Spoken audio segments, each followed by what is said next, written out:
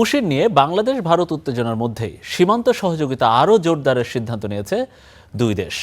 নয়াদিল্লিতে বিজিবি ও বিএসএফ এর 4 দিনব্যাপী শীর্ষ বৈঠক শেষে যৌথ বিবৃতিতে গোয়েন্দা তথ্য বিনিময়, সমন্বিত টহল এবং সীমান্ত অপরাধ দমনে দুই দেশের উদ্যোগ বাড়ানোর ঘোষণা দেওয়া হয়েছে। তবে পুশিন ইস্যুতে বাংলাদেশের উদ্বেগ এখনও কাটেনি।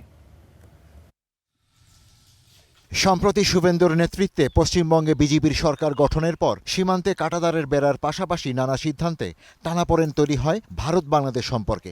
পাশাপাশি বাংলাদেশের বিভিন্ন সীমান্তে পুশিনের চেষ্টা করে আসছে বিএসএফ। এ নিয়ে দুই দেশের সম্পর্কে নতুন করে তৈরি হয়েছে অস্বস্তি।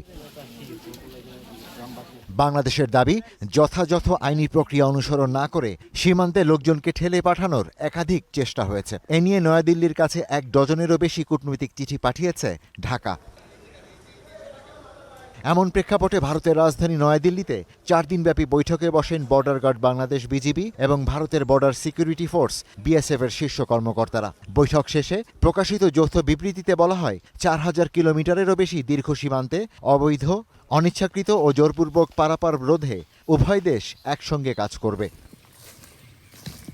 এ লক্ষ্যে গোয়েন্দা তথ্য বিনিময় বাড়ানো, সমন্বিত টহল জোরদার এবং তাৎক্ষণিক তথ্য আদান প্রদানের ব্যবস্থাকে আরও কার্যকর করার সিদ্ধান্ত নেওয়া হয়েছে।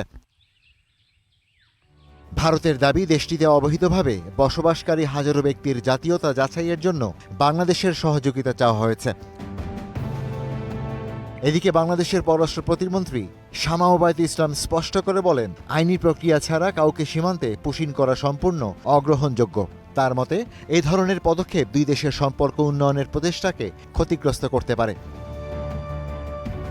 সীমান্তে শান্তি, স্থিতিশীলতা ও নিরাপত্তা বজায় রাখার অঙ্গীকার পুনর্ব্যক্ত করেছে বাংলাদেশ ও ভারত।